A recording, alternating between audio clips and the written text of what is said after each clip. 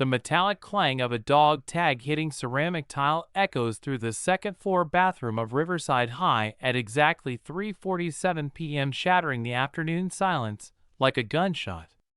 Arya Thompson watches in the grimy mirror as her father's military identification chain slips from her trembling fingers, the silver metal spinning across the cracked floor toward 3 pairs of expensive sneakers that have just blocked every possible exit. The bathroom door clicks shut behind her with the finality of a coffin lid, followed by the distinctive sound of metal scraping against metal as someone slides the dead bolt she never knew existed. Emergency lighting flickers on, bathing everything in an ominous red glow that transforms familiar faces into something predatory and unrecognizable. Bryce Kellerman steps forward from the shadows, his 6-foot frame filling the narrow space between sinks and stalls. The silver utility knife in his right hand catches the crimson light as he rotates it slowly, deliberately. His companions arrange themselves with military precision behind him. Mason Torres clutching a professional-grade camera setup that definitely costs more than most families' monthly rent. And Dylan Wade positioning himself against the door with the casual confidence of someone who has done this many times before. What happens next will destroy 4 lives before dinner. But in this moment, surrounded by the acrid smell of industrial bleach and the suffocating pressure of 3 predators closing in, Arya Thompson has no idea that her salvation is currently 37,000 feet above the Atlantic Ocean, racing toward her at 600 mph. The scholarship student from nowhere has spent exactly 21 days trying to disappear into the background at Riverside High, eating lunch alone in the library, walking hallways with her head down, speaking only when teachers forced participation. Every instinct screamed at her to avoid attention, to blend into the crowd of designer clothes and trust fun conversations where she clearly did not belong. But predators have a talent for spotting isolation. And Bryce Kellerman has been watching her since the moment she walked through those imposing front doors. Inside her abandoned backpack lies a prepaid phone with exactly 1 contact saved under emergency. The last message thread shows her desperate text from 20 minutes ago. Jake, if something happens, the package is in my locker. Code Papa Oscar William. The response timestamp from an Israeli phone number simply reads, "Extract in 6 hours. Stay alive, little bird." But Arya did not tell anyone about that message. Just as she has not told anyone that her brother Jake is not simply away on business, as she claims, she has not mentioned that Staff Sergeant Thompson is currently part of a classified Delta Force operation in Tel Aviv, hunting down an international trafficking network that has been targeting the children of American military personnel. Bryce takes another step closer, his designer shoes crunching over fragments of her fallen dog tag. "Interesting piece of jewelry for a scholarship kid," he says, his voice carrying the particular frequency of menace wrapped in false friendliness that bullies perfect over years of practice. "Most poor students can't afford real military memorabilia, unless, of course, it belonged to someone who won't be needing it anymore." The implication hits Arya like a physical blow. She has carefully crafted a story about her father being away on extended business, never mentioning that Captain Michael Thompson died in an IED explosion outside Kandahar 3 years ago, never revealing that the dog tag around her neck is all she has left of the man who taught her to speak 6 languages and recognize potential threats in any environment. Mason raises his camera with practiced efficiency. The live stream begins automatically broadcasting to encrypted servers that cater to audiences with appetites for content involving vulnerable young women in compromising situations. The viewer count climbs rapidly. 12, 37, 64 participants eager to witness whatever degradation Bryce has planned. "Today's entertainment features a special guest," Mason announces to his hidden audience. "A military brat who thinks she's better than everyone else. Let's see how tough she really is when Daddy's not around to protect her." Dylan produces a tablet from his jacket, its screen displaying multiple camera feeds that reveal the true scope of their preparation. They have been watching her house for weeks, documenting her mother's work schedule, mapping her walking routes, identifying the precise windows of opportunity when she would be most vulnerable. "We know you're alone, Arya," Dylan says, his voice carrying the matter-of-fact tone of someone reading weather forecasts. "Mom's working until 11 tonight. No dad to call, no friends to miss you, and your mysterious brother, who's supposedly traveling for work, hasn't contacted you in 3 weeks." The last detail makes Arya's blood freeze because it is frighteningly accurate. Jake's missions require complete communication blackouts for operational security, leaving her isolated from the one person who could protect her. Bryce circles her slowly, like a shark detecting blood in the water. The utility knife remains visible, but not directly threatening, a psychological tool designed to maintain constant fear without crossing legal lines that would bring immediate consequences. "We've been very patient with you, Arya," he continues. 3 weeks of chances to find your place in the social hierarchy. But you keep walking around like you're somehow special, like your tragic little backstory makes you untouchable. Mason adjusts his camera angle, ensuring optimal lighting for whatever comes next. The viewer count continues climbing. 89, 112, 137 strangers paying premium rates to witness a teenage girl's humiliation in real time. "Strip," Bryce commands suddenly, his voice cutting through the bathroom's oppressive silence like a blade. "Completely. Let's see what you're hiding under those thrift store clothes." "No," she says quietly, the single word carrying more strength than her trembling voice should allow. Dylan laughs, a sound devoid of genuine amusement.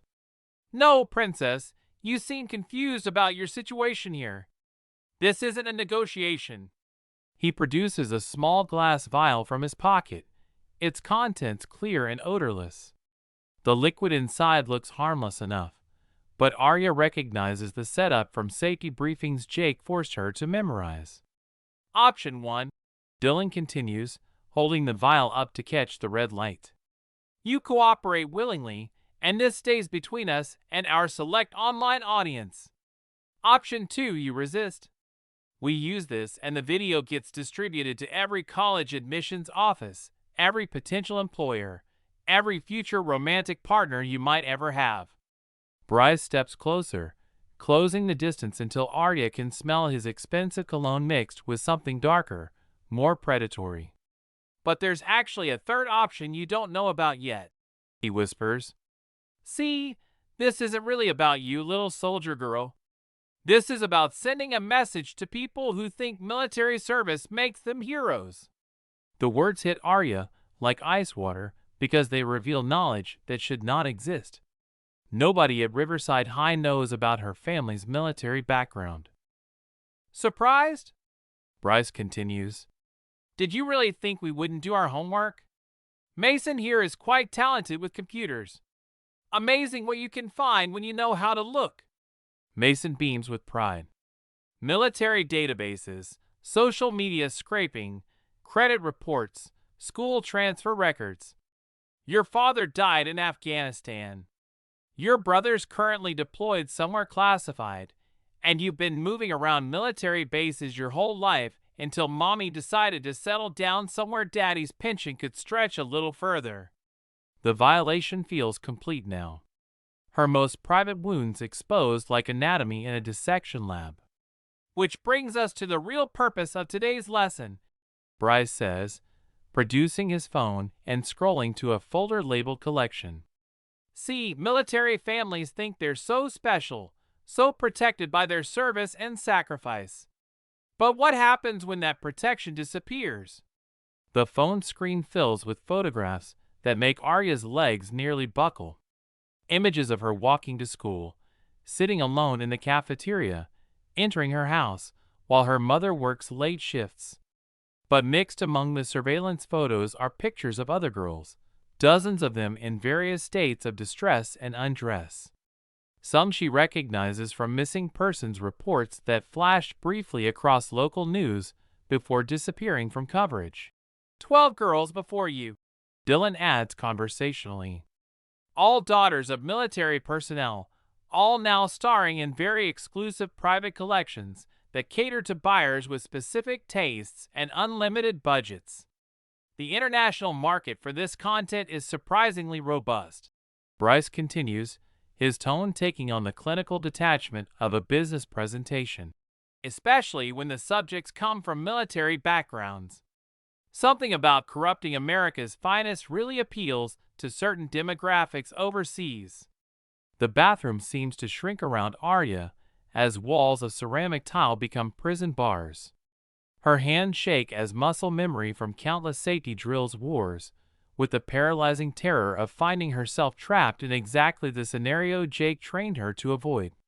"Please," she whispers, hating herself for begging, but desperate to buy time for options that may not exist. "My mom needs me. She's all alone now that Dad's gone." "Something is going to happen to you," Mason interrupts. "The only question is whether you participate willingly, or we make it considerably more unpleasant for everyone involved." Dylan approaches with the vial, its glass surface catching light like liquid fire. The chemical inside represents the point of no return, the moment when her ability to resist disappears entirely. The door handle rattles suddenly as someone tries to enter, causing all 4 teenagers to freeze. Dylan immediately positions himself against the door, ensuring the deadbolt holds while projecting casual conversation loud enough to discourage investigation. "Just give us a few more minutes," he calls out cheerfully. "Having some girl talk in here." Footsteps recede down the hallway, taking with them Arya's last hope of accidental rescue. Bryce checks his expensive watch. "We have exactly 18 minutes before security makes their final sweep of this wing," he announces. "More than enough time for our purposes." Mason's viewer count has exceeded 300, each participant paying premium rates for live access to what they believe will be an authentic assault. "Last chance for dignity," Bryce offers. "Remove your clothes voluntarily, and we'll make this quick and relatively painless. Continue resisting and Dylan gives you a chemical assist that will turn the next hour into something you'll never fully remember, but will never be able to forget." The utility knife in his hand reflects red light as he steps closer, its sharp edge now openly threatening. Arya backs against the far wall, trapped between sinks and predators with nowhere left to retreat. Dylan uncaps the vial, its contents designed to strip away consciousness while leaving enough awareness for maximum exploitation. "Hold her arms," Bryce commands. "Make sure the camera gets everything. Our audience expects professional quality for what they're paying." The emergency lighting flickers as building systems prepare for nighttime energy conservation, creating momentary darkness that shifts tactical advantages in ways none of the participants can predict. Bryce raises the knife higher while Mason adjusts his equipment, and Dylan approaches with chemical surrender in a glass vial. 3 predators move in perfect synchronization toward their carefully selected prey, confident that months of planning have eliminated every variable except her inevitable destruction. But in this final moment before contact, as Arya whispers a prayer in the language her father taught her during deployments to forgotten corners of the world, something flickers in her eyes that none of them recognize. The stillness of deep water before it becomes a tsunami.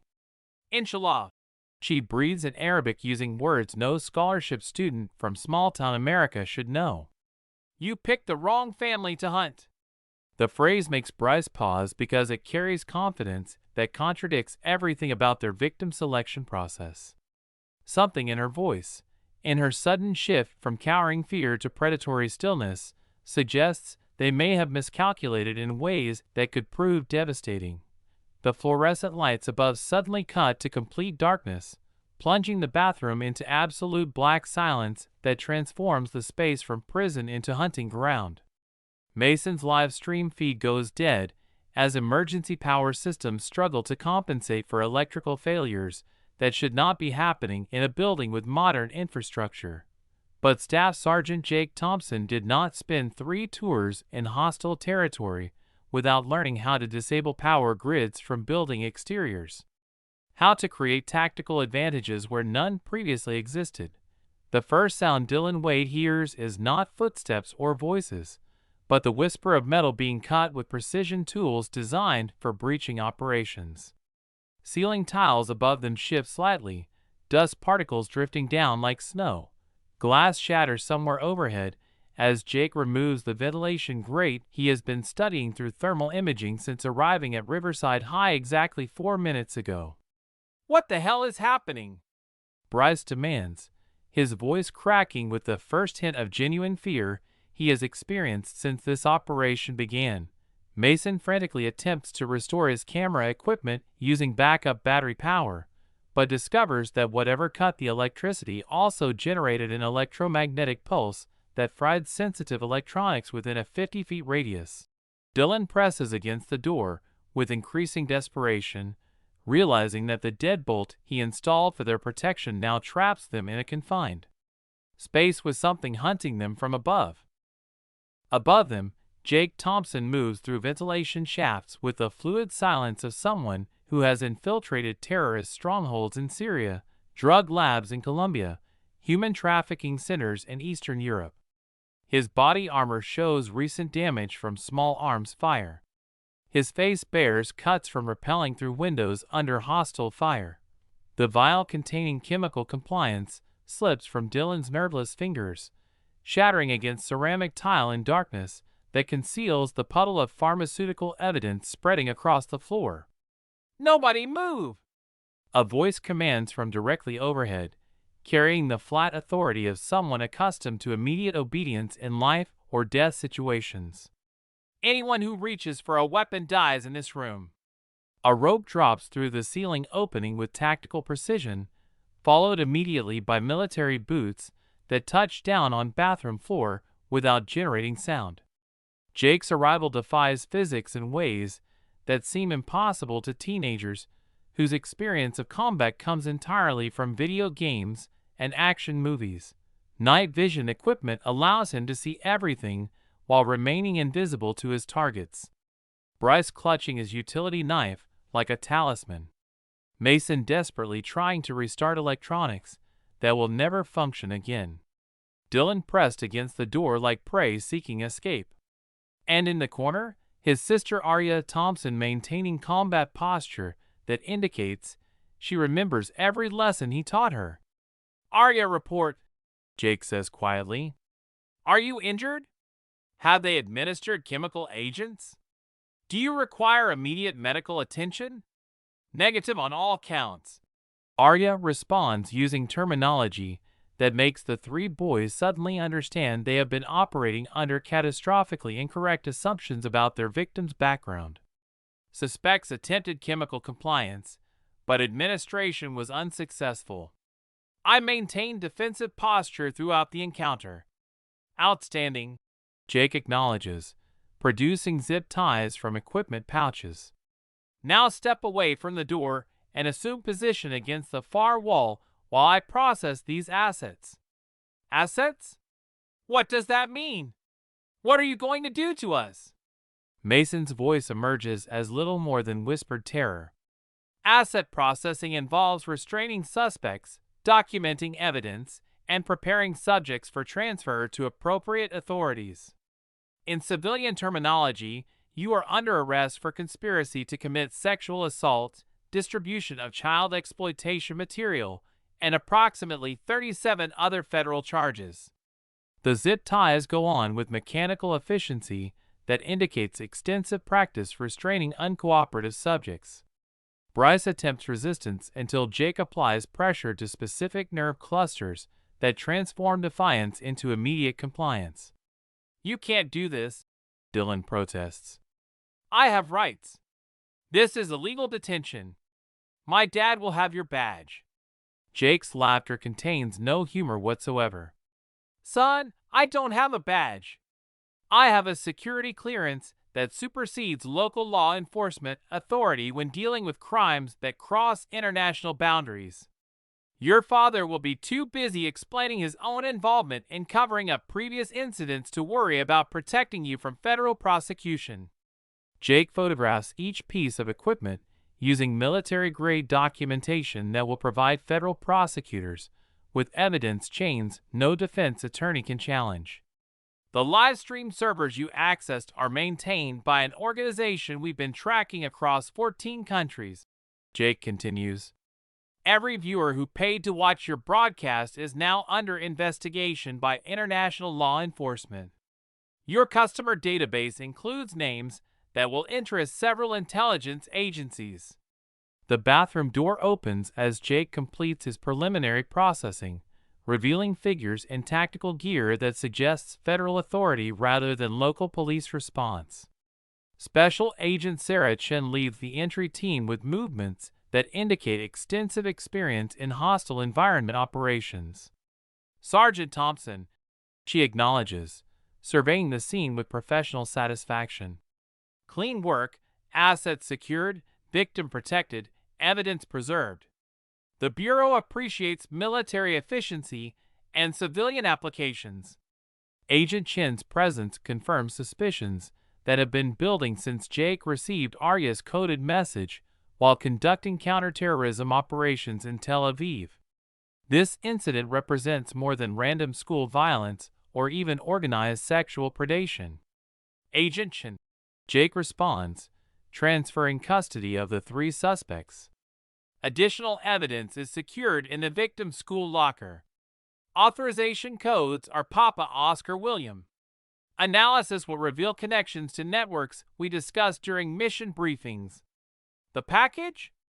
Agent Chen inquires, producing equipment designed for analyzing digital storage devices that might contain classified information. Comprehensive documentation of their activities, including client databases, payment records, and communication logs with overseas contacts. Jake's expression remains neutral. Enough evidence to dismantle their entire network. The revelation that Arya has been gathering intelligence rather than simply enduring harassment transforms the boys' understanding of their situation completely. 12 previous victims identified through their records. Jake continues. Each case provides evidence of systematic targeting of military families. Pattern analysis suggests coordination with hostile intelligence services attempting to compromise American military personnel through psychological warfare against their children. Agent Chen's team processes the crime scene with efficiency that indicates extensive practice in similar operations. Transport is ready, one agent reports. Assets will be transferred to federal holding facilities pending arraignment on charges that include treason, conspiracy against the United States, and collaboration with foreign powers hostile to American interests. The casual mention of treason charges transforms teenage arrogance into genuine terror as Bryce, Mason, and Dylan finally comprehend the scope of their legal jeopardy. Jake helps Arya gather her belongings while federal agents secure evidence. The dog tag chain lies broken on bathroom floor, its symbolism complete. Protection severed, but family bonds proving stronger than any physical connection. The mission in Israel, Arya says quietly. This was connected, wasn't it? The trafficking network you were hunting over there? Her brother's silence provides more confirmation than direct answers would allow. Let's just say some very bad people made the mistake of targeting American military families. Jake finally responds. They won't be making that mistake again. 3 months pass before the full scope of the conspiracy becomes public knowledge through congressional hearings that reveal systematic targeting of American military families by foreign intelligence services using recruited American teenagers as unwitting assets. Bryce Kellerman pleads guilty to federal charges rather than face trial that would expose his family's financial connections to offshore accounts traced to hostile nations. His father resigns from the federal bench after investigations reveal decades of lenient sentences for defendants connected to the trafficking network. Mason Torres cooperates with intelligence agencies in exchange for reduced sentences, providing technical expertise that helps dismantle similar operations in 43 countries. Dylan Wade serves as a witness against adult conspirators after investigators discover his father's role in suppressing previous complaints about the trafficking ring. Police Chief Wade faces federal corruption charges that terminate his law enforcement career. But the most significant revelation comes during Jake's classified briefing to congressional intelligence committees, where he explains how his mission in Israel uncovered American schools being used as recruitment centers for international criminal organizations specifically targeting military families. The enemy adapted their tactics, Jake testifies in closed session. Instead of directly attacking military personnel overseas, they developed methods for psychologically destroying service members through attacks on their children at home. The revelation transformed school safety from local education policy into national security priority, triggering federal legislation that provides military families with enhanced protection and surveillance capabilities.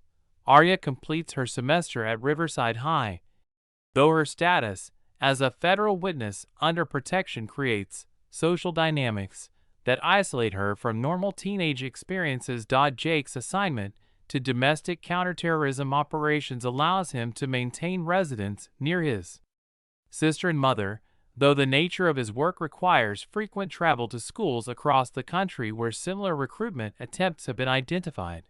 The war for America's children has not ended. It has simply moved to new battlefields where the stakes are measured in freedoms that most civilians take for granted.